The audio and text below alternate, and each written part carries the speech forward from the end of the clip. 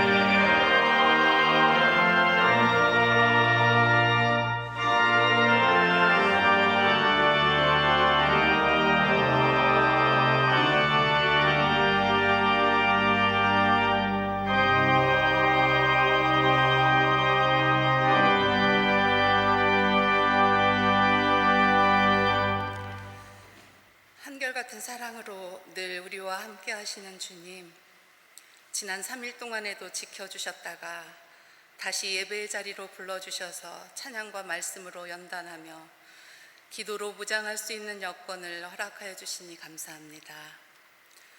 이곳에 성령님이 함께 하셔서 겸손함과 신실한 믿음으로 온전히 주님만 바라는 예배가 되게 하옵소서.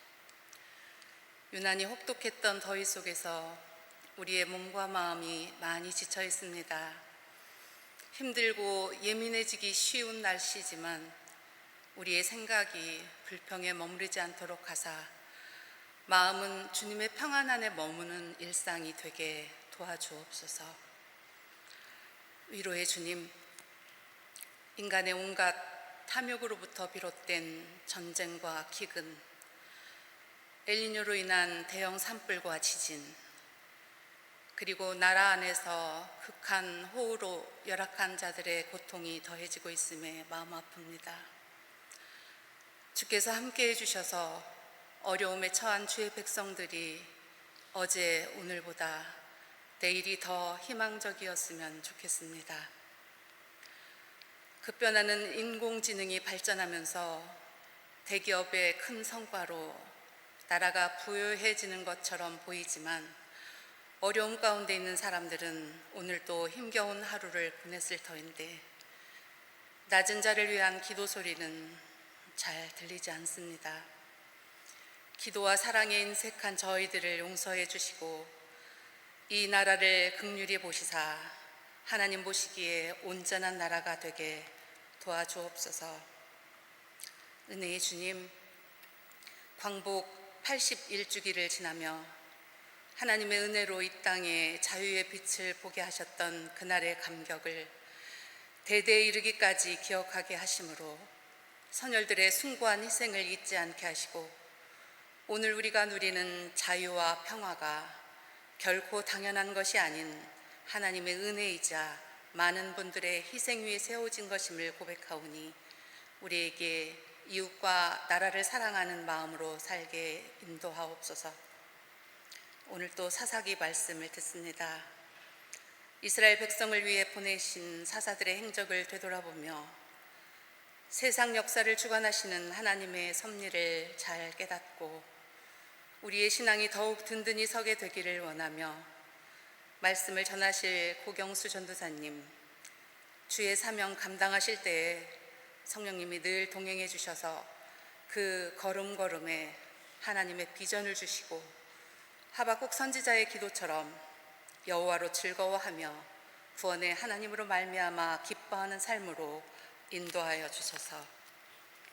또한 교회를 위하여 여러 모양으로 헌신하는 이들을 기억해 주시고 이 시간 특송과 오르간 연주로 영광 돌리는 아름다운 헌신에도 복의 복을 더하여 주옵소서.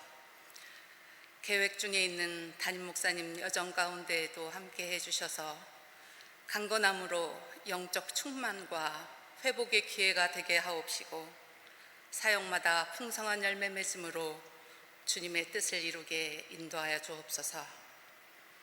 이 시간 다 아뢰지 못한 간구에도 주님의 뜻에 합당한 방법으로 응답해 주실 줄 믿으며 평화의 왕으로 오실 예수님 이름으로 기도합니다. 아멘.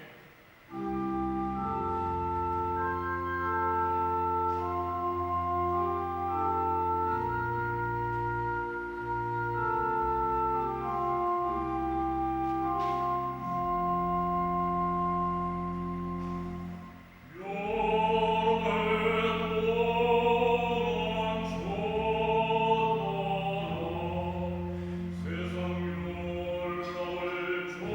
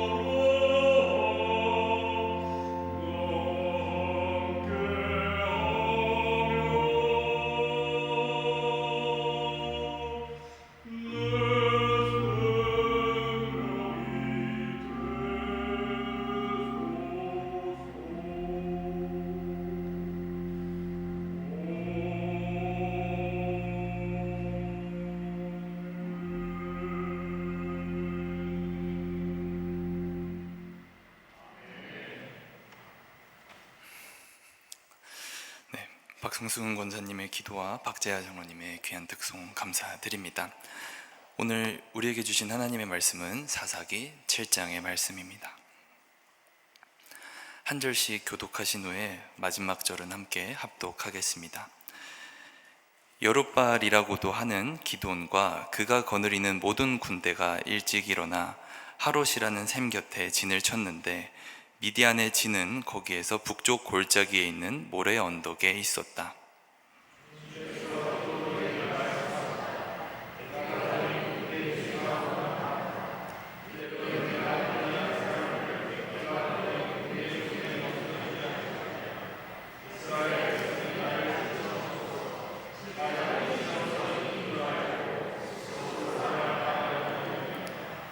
그러니 너는 이제라도 그들에게 말하여 두려워서 떨리는 사람은 누구든지 길르앗산을 떠나서 돌아가게 하여라. 기드온이 두려워서 떠는 자들을 돌아가게 하니 그들 가운데서 22,000명이 돌아가고 10,000명이 남았다.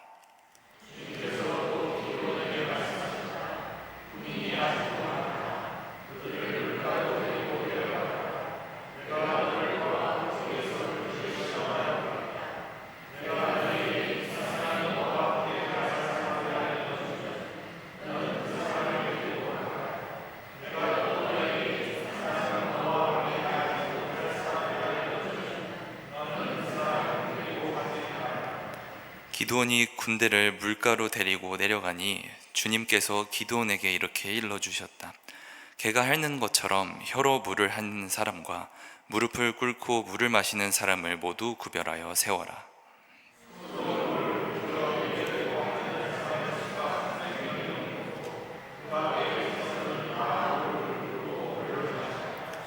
주님께서 기드온에게 이르셨다. 물을 핥아먹은 300명으로 너희를 구원하겠다. 미디안 사람들을 너의 손에 넘겨주겠다. 나머지 군인은 모두 온 곳으로 돌려보내라.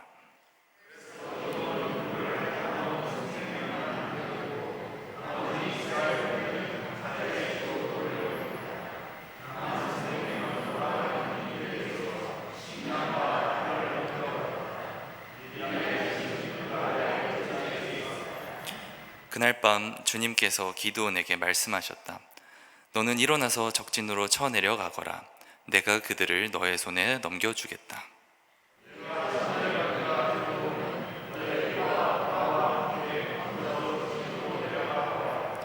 그리고 적들이 무슨 말을 하는지 들어보면 내가 적진으로 쳐내려갈 용기를 얻을 것이다. 그는 자기의 부하 브라와 함께 적진의 끝으로 내려갔다.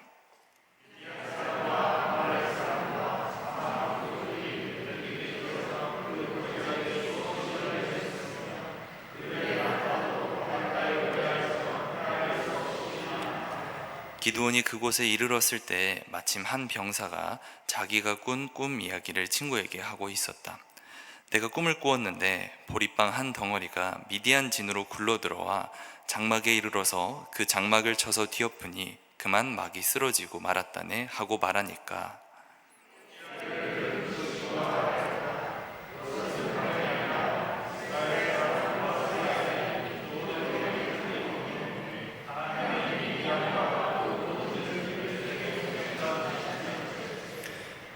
기드온은 그 꿈 이야기와 해몽하는 말을 듣고 주님께 경배하였다.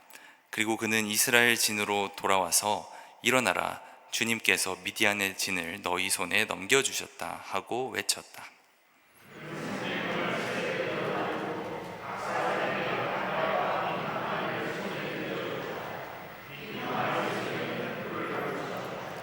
그리고 이렇게 지시하였다. 너희는 나를 보고 있다가 내가 하는 대로 하여라.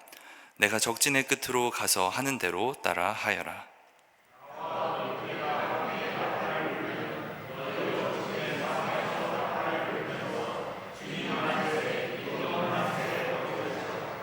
기드온과 그가 거느리는 군사 100명이 적진의 끝에 다다른 것은 미디안 군대의 보초가 교대를 막 끝낸 한밤중이었다. 그들은 나팔을 불며 손에 든 항아리를 깨뜨렸다.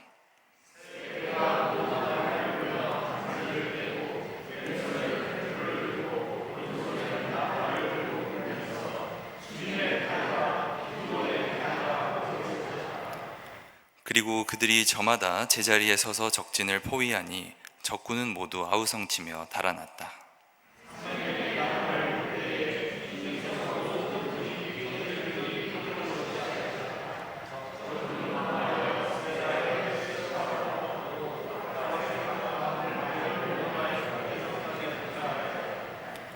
납달리 지파와 아셀 지파와 온 므낫세 지파에서 보인 이스라엘 사람들이 미디안 군대를 추격하였다.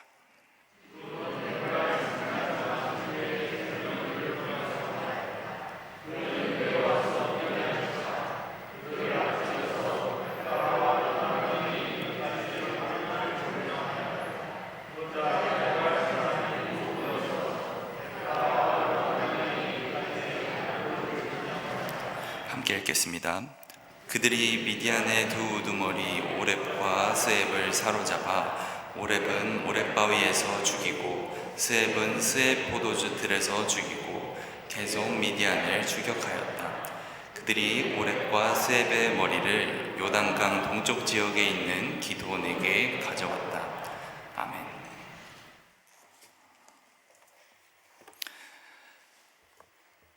여룻바알이라고도 하는 기드온. 오늘의 말씀은 이렇게 기드온을 부르며 시작이 됩니다. 이 한마디만으로 우리는 지난주 6장에서 함께 보았던 기드온의 이야기가 조금씩 되살아나는 것을 느끼시리라 생각합니다. 요아스의 아들 기드온은 이스라엘 사람들을 미디안 사람들로부터 구할 구원자로 주님께 택함을 받았습니다. 기드온은 순순히 그 말대로 순종하지는 않고 주님의 천사에게 오히려 대듭니다. 미디안 사람들이 이렇게 이스라엘 백성을 억압하고 있는데 우리가 주님이라고 부르는 하나님은 뭐 하고 있는 거냐고, 안 그래도 자기도 지금 눈치 보면서 포도주 틀에서 밀을 타작하고 있는데 무슨 말도 안 되는 이야기를 하는 거냐고 되묻습니다. 그리고 심지어는 주님의 천사를 시험하기까지 합니다. 물론 진짜 주님의 천사라는 것을 안 뒤로는 곧바로 덜덜 떨면서 납작 엎드리지만 정말 기드온이 대단한 게요, 36절에서 주님을 또 시험합니다. 주님의 영에 사로잡혀서 기껏 사람들을 다 모아놓고서는 겁이 난 것인지 양털 뭉치를 가지고 주님을 시험합니다. 중간에 주님의 말씀대로 바알의 제단과 아세라 상을 허물기는 했지요. 그때 붙은 별명이 여룻바알입니다. 그의 아버지의 말에서 비롯된 별명이지요. 바알이 싸우게 하여라. 바알이 정말 신이고 그래서 기드온이 신의 심판을 받아야 한다면 신인 바알이 직접 싸우게 하라는 뜻입니다. 그 여룻바알이라고도 하는 기드온은 그가 주님의 영의 인도하심을 따라 모은 군대를 데리고서요 하롯이라는 샘 곁에 집결합니다. 생각을 해보면 아주 비장한 분위기가 감돌았을 겁니다. 미디안 사람들에게 핍박받고 탄압을 받으며 밀타작도 포도주 틀에서 해야 하는 열악한 삶을 살고 있던 이스라엘의 온 민족의 명운을 걸고 저 메뚜기 떼처럼 많고 강성한 미디안 사람들과 싸워야 하는 때이니까요. 미디안의 진을 그리 멀지 않은 북쪽에 위치한 모레라는 언덕에 둔 채로 비장하게 모인 이스라엘의 군인들을 보고 하나님이 오늘 말씀의 2절에서 말씀하십니다. 너무 많다. 영어 성경도 그렇게 말을 합니다. Too many. to라고 하는 건 안 좋은 의미로 기준을 넘어선다라는 겁니다. 히브리어 원문에서는 그냥 많다라는 뜻의 라브를 사용했는데요, 그것과 함께 뭐뭐 하기에는 이라는 뜻을 가진 민과 함께 씀으로써 뭐뭐 하기에는 많다라는 표현이 되었습니다. 세번역에서는 이게 두 문장으로 나뉘어 있지만 좀 더 원문에 맞게 해석하자면 너의 군대는 내가 미디안 사람들을 넘겨주기에는 너무 많다라는 말입니다. 제가 기드온이었다면 약간 억울했을 것 같습니다. 아니, 미디안 사람들은 저렇게 센데 우리 편이 많으면 많을수록 좋잖아요. 또 한편으로는 하나님이 이렇게 부르라고 했잖아요. 같은 생각도 약간 들지 않았을까요? 많으면 뭐가 문제인가요? 하나님이 그에 대답하시죠. 나중에 숫자가 많아서 이겼다고 할까봐. 이제 역시 하나님답게 이스라엘 사람들을 아주 잘 알고 계십니다. 기드온도 그 말에 납득한 것인지는 몰라도 하나님의 말씀에 따라 사람들을 돌려보냅니다. 그렇게 절반이 훌쩍 넘는 사람이 떠나고 3만 2천 명이었던 군대는 10,000명에 불과하게 되었습니다. 그래도 10,000명이면 아직은 해볼만 하지 않을까 하는 생각이 드는 숫자입니다. 아마 사람이 엄청 많은 곳에 가보신 분들은 다들 알겠지만 사실 평평한 곳에 다 같이 모여 있으면 1만 명이든 3만 명이든 그냥 엄청 많은 건 사실 똑같거든요. 그래서인지 하나님은 아직도 많다고 말씀하십니다. 그런데 정말 아직도 많을까요? 제가 다음 주 설교하실 목사님을 생각해서 스포일러를 하지 않으려고 했는데요, 죄송하지만 살짝만 미리 보겠습니다. 8장 10절에 그 수가 나옵니다. 12만 명이 전사했고 1만 5천 명이 남았으니 13만 5천 명이었던 겁니다. 13만 5천 대 1만, 이미 충분히 적은 것 같은데요. 하지만 하나님은 아랑곳하지 않고 그들을 시험하여 보겠다 말씀하십니다. 이 시험하다라고 하는 단어는 좀 특별합니다. 사실 시험보다는 원래는 주로 단련하다, 정련하다와 같이 금속을 재련하는 표현으로 사용되는 단어입니다.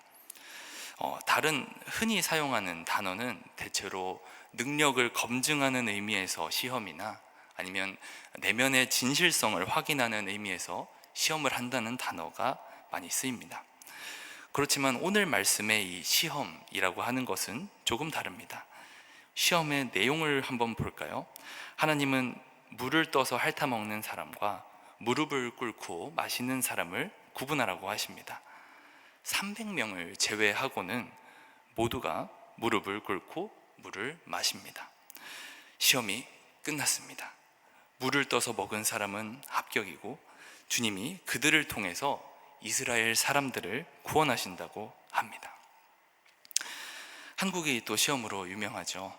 대학이든 취직이든 이 시험이라고 하는 것이 굉장히 많은 역할을 차지하는 만큼 굉장히 민감하기도 한데요, 한국에서 시험이 이런 식으로 진행되면 어떨 것 같으신가요? 미디안 사람들을 물리치기 위한 아주 용맹한 용사를 뽑아야 합니다. 그런데 시험의 내용이 일단 물을 마시세요. 무릎을 꿇고 마시셨네요? 그럼 탈락입니다. 상상만 해도 난리가 나겠죠. 한때는 이 선택이 왜 타당한지 그 이유를 찾는 식의 논쟁이 있었습니다. 무릎을 꿇으면 주위를 경계할 수 없으니 주위를 경계하면서 목을 축인 이들이 선택을 받는 거라고요. 글쎄요, 우리는 앞선 말씀을 잘 되새기면서 읽을 필요가 있습니다. 하나님이 처음 이스라엘 사람들을 3만 명에서 10,000명으로 줄일 때 뭐라고 말씀하셨나요? 사람이 너무 많다. 사람이 너무 많아서 너희가 스스로 이겼다고 할까 염려되니 돌려보내라. 애초에 사람을 줄이는 게 목적입니다. 우리가 실제로 성경을 다시 잘 읽어보시면요, 하나님은 이런 사람을 남겨라 라고 먼저 말씀하지 않으십니다. 둘을 먼저 구분하라고 말씀하시고 다 구분한 후에 훨씬 적은 300명의 사람들을 고르십니다.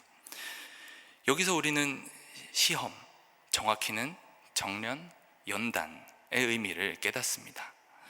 한 덩이의 철이 무엇이 될지는 오직 대장장이의 뜻에 달려 있습니다.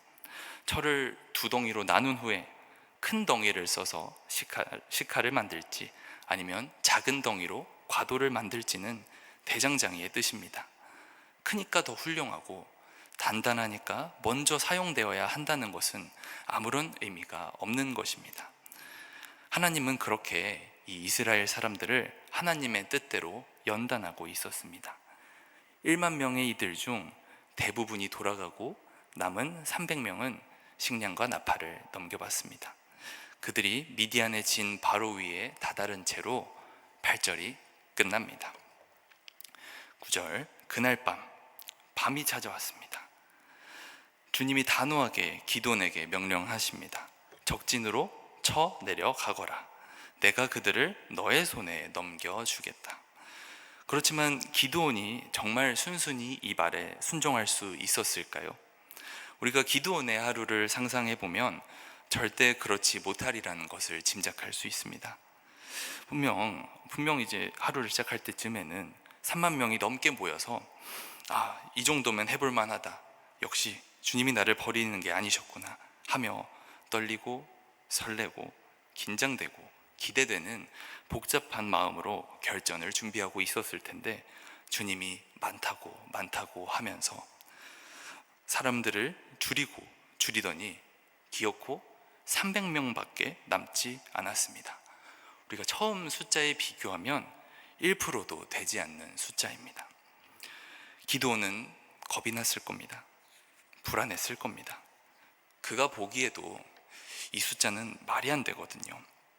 3만 명일 때만 해도 그래도 열심히 싸워서 한 명이 4명 몫을 하면 이길 가능성이 있었습니다. 하지만 300명은요, 한 명이 400명이 넘는 사람을 이겨야 합니다. 제가 유치부 전도사였을 적에 아이들이 부서에 한 20명 정도가 있었습니다. 그런데 그 아이들이 다 덤벼들면 저도 이길 자신이 없습니다. 한번 아이들에게 깔려봤는데요, 초등학생도 아닌 아이들인데도 정말 무거워요. 그런데 성인 남성 400명이라 이리 보고 저리 봐도 역시 불가능합니다. 하나님도 그런 기드온의 마음을 아셨는지 일어나서 쳐 내려가거라 하고 단호하게 명령문으로 말씀하셨던 9절과는 달리 10절과 11절에서 조금은 유하게 말씀하십니다. 쳐 내려가기가 두려우면 부하인 불어와 함께 내려가 보아라. 적들이 무슨 말을 하는지 들어보면 용기를 얻을 것이다. 사사기 6장에서 하나님을 그렇게 시험해서 진짜 하나님이라는 것도 알았으니 기드온은 하나님이 이렇게까지 말씀하시면 아닙니다, 저는 하나님을 믿습니다, 하나님의 말씀대로 오늘 바로 쳐들어가겠습니다 라고 할 법도 한데요, 11절에 보시면 하나님의 말씀이 끝나기 무섭게 바로 내려갑니다. 아마 기드온은 어지간히도 두려웠던 것 같습니다. 그 두려움을 확증하기라도 하는 것처럼 미디안 사람들은 정말 엄청나게 많았습니다. 사람만이 아니라 낙타도 어마어마하게 많았습니다. 그 모습을 보며 더욱 불안해지고 있을 기드온의 귓가에 병사들이 나누는 이야기가 들립니다. 보리빵 한 덩이가 굴러와서 미디안의 장막을 쳐서 뒤엎는 꿈을 꾸었다는 이야기입니다. 미디안의 진영에서 그 미디안의 병사가 한 이야기입니다. 보통 일반적으로 이런 이야기를 들었을 때 어떻게 응답을 할까요? 우리나라 같으면 재수없는 소리 하지 말라고 하거나 부정을 탄다고 하거나 침을 3번 뱉으라거나 하는 말을 해야 할 소리입니다. 그런데 재밌는 것은 14절에서 그 이야기를 들은 친구가 확신에 차서 이렇게 말한다는 겁니다. 그것은 다름이 아니라 이스라엘 사람 요아스의 아들인 기드온의 칼이 틀림없네. 하나님이 미디안과 그 모든 진을 그의 손에 넘기신다는 것일세. 이 말을 들은 기드온은 그제서야 주님을 경배합니다. 그리고 돌아가 이스라엘 사람들에게 주님께서 미디안의 진을 너희 손에 넘겨주셨다 하고 말합니다. 우리는 이 부분에서 눈에 띄는 한 단어를 발견합니다. 손이라는 말입니다. 7장 전반에 걸쳐서 이 말은 계속 나오는데요, 이 말들을 잘 비교해 보면 재밌는 점이 하나 보입니다. 2절에서 주님은 사람들의 수가 너무 많으니 그들의 손에 넘겨주지 않겠다고 말씀하십니다. 이때 그들은 3인칭 복수입니다. 그리고 7절과 9절에서 미디안 사람들을 너의 손에 넘겨주겠다고 기드온에게 말씀하십니다. 이때는 2인칭 단수의 형태로 쓰였습니다. 다른 누구도 아니고 너, 기드온에게 넘겨주겠다고 반복적으로 말씀하시는 겁니다. 정말 재밌게도 14절에서도 마찬가지입니다. 이 이름도 모르는 미디안 병사의 친구는 마치 하나님처럼 확신합니다. 그 꿈은 미디안과 그 모든 진을 그의 손, 기드온에게 넘기신다는 뜻일세 하고 말합니다. 3인칭 단수죠. 이 말을 반복적으로 계속 들었을 기드온은 15절에서 이렇게 말합니다. 주님께서 미디안의 진을 너희 손에 넘겨주셨다. 2인칭 복수입니다. 이렇게 인칭과 수를 정말 많이 따지는 것이 수능 영어인데요. 만약 우리가 수능 영어 지문에서 위 구절들을 보기로 해놓고 다음 중 어색한 문장을 고르시오 하면은 15절을 당연히 골랐을 겁니다. 우리가 앞에 이야기를 쭉 읽어보면 기드온은 15절에서 어떻게 말해야 하나요? 너희의 손에 넘겨주셨다 이렇게 말해야 하나요? 아닙니다. 1인칭 단수나 1인칭 복수로 말해야 합니다. 주님께서 미디안의 진을 나에게 넘겨주셨다. 혹은 조금 양보해서 주님께서 미디안의 진을 우리의 손에 넘겨주셨다 라고 해야 맞습니다. 그렇지만 기드온은 그렇게 말하지 않았습니다. 여기서 우리는 여전히 기드온이 주님의 뜻을 완전히 믿지 못하고 있음을 어렴풋이 느낄 수 있습니다. 주님은 분명하게 반복적으로 기드온의 손에 미디안을 넘겨줄 것임을 말씀하십니다. 그렇지만 기드온은 주님의 말씀은 따르면서도 망설임이 있습니다. 저 많은 이들을, 저 강대한 이들을 나의 손에 넘겨주신다고?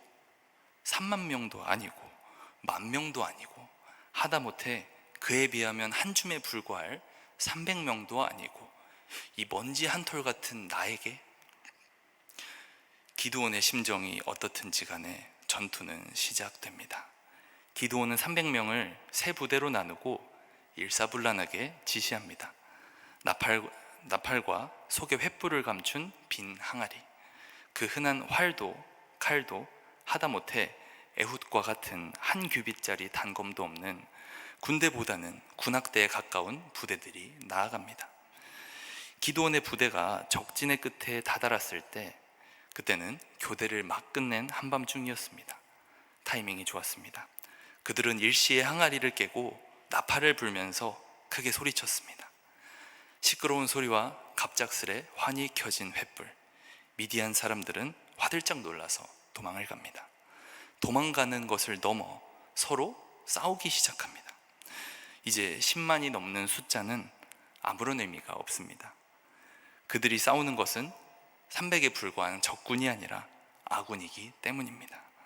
그들은 후퇴했고 기드온은 전령들을 보내어 신속하게 명령하여 미디안의 땅을 점령하고 미디안의 우두머리들을 잡습니다. 엄청난 대승이자 그들을 기드온과 300용사라는 이름으로 불리게 만든 전투입니다. 이렇게 사사기 7장은 우리가 정말 잘 아는 이야기입니다. 특별히 기드온의 성장이 눈에 보이는 장이기도 했는데요. 포도주 틀에 숨어서 밀타작을 하던 요아스의 막내 아들 기드온이가 부대를 지휘하고 군령을 하달하고 적들을 물리치는 모습은 그야말로 일취월장, 괄목상대라는 말이 어울릴 것 같습니다. 그렇지만 그럼에도 불구하고 우리는 한 가지를 묻지 않을 수 없습니다. 정말 우리는 이 이야기를 기드온과 300용사라는 말로 표현하는 게 맞을까요? 용사라는 말은 사전적으로는 용맹스러운 사람, 용감한 군사라는 뜻을 갖습니다. 그들은 300명이라는 수는 분명 적은 숫자였음에는 틀림이 없지만 그들이 3만 명이 넘는 사람들 중에서 가장 용감한, 가장 용맹한 이들로 추려진 것인가요? 10,000명으로 줄 때는 아마 그렇다고 말할 수 있을 겁니다. 그 10,000명은 적어도 두려움에 떨지는 않았으니까요. 그렇지만 300명으로 추려질 때는 조금 다릅니다. 가장 잘 싸우는 300명도 아니고 가장 체격이 좋은 300명도 아닙니다. 그들은 그저 무릎을 꿇지 않고 물을 마신 것 뿐입니다. 나중에 전투하는 모습을 생각해 보면 더더욱 기묘한데요. 그들은 칼로 싸우지 않습니다. 나팔을 불고 소리쳤습니다. 이것은 물을 고개를 숙이지 않고 무릎을 꿇지 않고 마신 것과는 아무런 연관이 없습니다. 다른 9,700명 중에 용사라고 불릴 만한 사람은 더 많았을 수도 있습니다. 그들은 300용사가 아니라 그냥 300명의 병사라고 부르는 게 맞을지도 모릅니다. 또 기드온은 어떤가요? 그는 주님을 향한 믿음으로 가득 찬 용사였나요? 6장에서 기드온을 주님의 천사가 힘센 장사라고 표현하기는 합니다. 하지만 그는 그렇게 주님을 향한 믿음이 충만했던 것 같지는 않습니다. 그는 6장에서 우리를 구하신 주님이 지금 어디 계시냐고 따져 묻습니다. 주님의 천사를 시험하고 그가 참으로 주님의 천사임을 알게 되었을 때도 그의 명령을 담대히 따르지 못하고 낮이 아니라 밤에 몰래 바알 제단과 아세라 목상을 허물었습니다. 바알이 싸우게 하여라, 여룻바알이라는 멋있는 별명도 그가 아니라 그의 아버지가 한 말에서 비롯된 겁니다. 그 후에도 기드온은 계속 의심했고 7장에 와서도 미디안 병사들의 꿈 이야기를 들을 때까지 두려워했습니다. 제가 이런 말씀을 드리는 것은 기드온과 300명의 병사들을 폄하하거나 비하하고자 하는 의도는 당연히 아닙니다. 다만 좀 더 정확하게 말하자는 겁니다. 그들은 용사가 아니었습니다. 300명의 병사들은 주님이 그들의 능력과 믿음을 시험하고 통과해서 뽑힌 이들이 아니라 주님이 주님의 뜻을 보이시기 위해 연단한 이들입니다. 선택된 이들입니다. 주님의 택하심을 받은 기드온은 겁이 많은 이였습니다. 그가 힘은 셌을지 몰라도 우리가 사사기의 앞선 이야기에서 보았던 온니엘, 에훗, 삼갈, 드보라, 야엘처럼 비범한 면모를 보여주지는 않았습니다. 그는 평범했습니다. 평범한 그를 이스라엘을 구할 구원자로 만든 것은 오직 주님의 뜻이었습니다. 주님의 능력이었고 주님의 계획이었습니다. 기드온과 300용사라는 말을 들으면 그들이 엄청난 능력을 보여준 것처럼 느껴지기 쉽지만 실상은 그렇지 않았다는 것입니다. 7장의 내용을 돌아보자면 이렇습니다. 이 이야기의 등장인물은 기드온과 300용사였을지언정 이 이야기의 주어는 진정한 주인공은 처음부터 끝까지 그들이 아니라 하나님이셨다는 것입니다. 32,000에서 1만으로 다시 300으로 사람의 숫자와 사람의 힘이 빠질수록 그 자리에 하나님의 뜻이 더 선명하게 드러났습니다. 대장장이가 무엇을 만들지 정하듯 하나님은 이스라엘을 연단하여 그의 뜻을 이루셨습니다. 하나님은 3만 명짜리의 거대한 검이 아니라 작고 나약한 300명짜리의 비수 하나만으로 강대한 미디안 사람들을 단번에 무너뜨리셨습니다. 히브리서 11장 32절에서 34절에는 이런 말씀이 있습니다. 내가 무슨 말을 더 하겠습니까? 기드온과 바락과 삼손과 입다와 다윗과 사무엘과 예언자들에 관하여 다 말하자면 시간이 모자랄 것입니다. 그들은 믿음으로 나라들을 정복하기도 하고 정의를 실현하기도 하고 약한 데서 강해지기도 하고 전쟁에서 용맹을 떨쳐서 외국 군대를 물리치기도 했습니다. 오늘 본문에서 우리가 만난 기드온은 언뜻 이 구절과는 어울리지 않는 사람처럼 보입니다. 그러나 이 평가 속에 오늘 본문의 핵심이 담겨 있습니다. 기드온과 300용사는 미디안에 비하면 결코 강하지 않았습니다. 그들은 약했습니다. 그대로 싸웠다면 분명히 질 것이었습니다. 그러나 믿음으로 약한 데서 강해진다는 바로 그 말씀. 이 표현이야말로 3만 2천 명에서 300명으로 줄어든 군대, 칼 대신 나팔과 빈 항아리를 든 부대의 이야기를 정확히 요약해 줍니다. 그들의 강함은 그들 자신에게서 나온 것이 아니라 연약함을 들어쓰시는 하나님이 이루신 것이었습니다. 바울도 비슷한 진리를 고린도 교회에 전합니다. 고린도전서 1장 27절입니다. 그러나 하나님께서는 세상의 어리석은 것들을 택하셔서 지혜 있는 자들을 부끄럽게 하시고 세상의 약한 것들을 택하셔서 강한 것들을 부끄럽게 하셨습니다. 바울의 이 선언은 왜 3만 명도 10,000명도 아닌 300명이어야 했는지를 설명해 줍니다. 하나님은 강한 것을 통해 강함을 드러내지 않으십니다. 오히려 약한 것, 보잘것없어 보이는 것을 통해 능력을 드러내심으로 그 어떤 사람도 내 힘으로, 내 손으로 이겼다고 자랑할 수 없게 하셨습니다. 3만 2천 명이 그대로 싸워서 미디안과 이겼다면 이스라엘은 두고두고 우리의 힘으로 승리했다고 말했을 겁니다. 그러나 300명이 그것도 칼 한 자루 없이 승리했을 때 그 누구도 자신의 공로를 주장할 수 없었습니다. 오직 하나님만이 영광을 받으셨습니다. 우리는 어쩌면 기드온과 그리 다르지 않습니다. 우리도 우리 앞에 닥친 큰 어려움 앞에서 두려워합니다. 불안해합니다. 하나님이 정말 나와 함께 하시는지 의심하고 확신이 서지 않아 몇 번이고 다시 물어봅니다. 우리도 스스로를 돌아보면 300명 중 하나이기는커녕 3만 명 중에서도 특별히 뛰어날 것 없는 그저 평범한 한 사람일 수도 있습니다. 힘도 담력도 확신도 넉넉하지 않은 우리를 보며 우리 스스로 자신을 내려놓고 나의 현실에서 눈을 돌려버리고 싶은 순간들이 지금까지 있어 왔고 앞으로도 있을 것입니다. 그런데 바로 그런 우리를 하나님은 붙드시고 세우시고 부르십니다.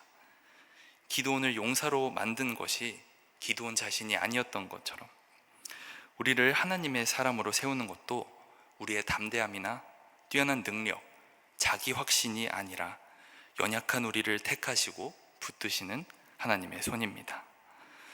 그러니 오늘 우리에게 필요한 질문은 나는 얼마나 용맹한가? 나는 얼마나 능력이 있는가가 아니라 나는 얼마나 주님의 말씀 앞에 순종하며 하나님의 뜻에 나를 맡기고 있는가일 것입니다. 우리의 편이 줄어들고 우리의 능력이 초라해 보이는 순간, 우리의 연약함이 오히려 부끄럽게 느껴지는 순간이 있을지도 모릅니다. 그러나 그 연약함이야말로 하나님이 일하실 자리이며 세상의 강한 것들을 부끄럽게 하시는 하나님의 방법이라는 것을 알게 됩니다. 두렵고 흔들리는 기드온을 붙드셔서 용사로 세우신 하나님은 오늘 이 시간 함께 예배드리고 있는 부족한 우리 역시도 붙드셔서 그의 선하신 뜻과 계획을 위해 쓰실 분이시라는 것을 진정으로 믿으시길 주님의 이름으로 축원합니다. 오늘 말씀을 기억하면서 함께 기도드리시겠습니다.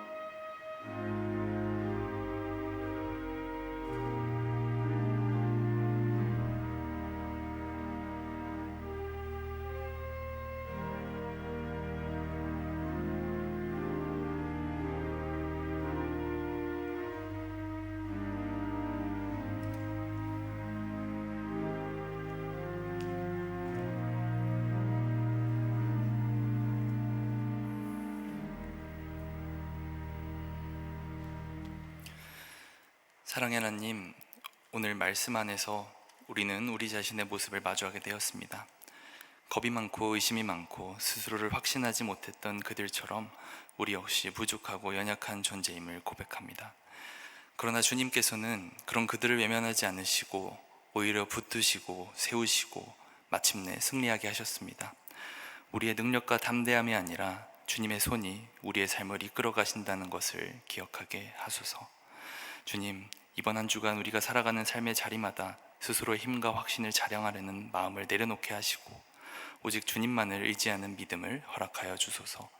두려움이 찾아올 때, 의심이 마음을 흔들 때 오늘 들은 이 말씀을 기억하며 다시 주님 앞에 나아가게 하소서. 이 예배를 마치고 각자의 자리로 흩어질 때에도 주님, 우리와 함께 하시고 한 주간의 삶 속에서 늘 동행하여 주시옵소서. 우리를 사랑하시고 붙드시는 예수 그리스도 이름으로 기도드립니다. 아멘.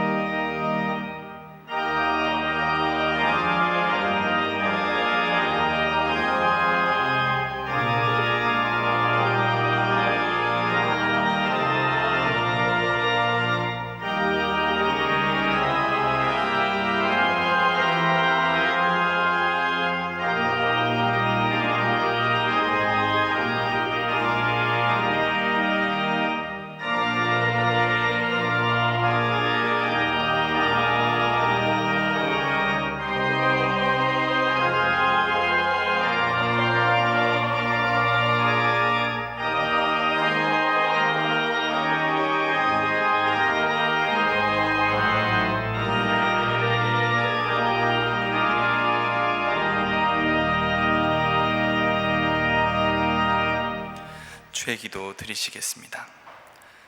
하늘에 계신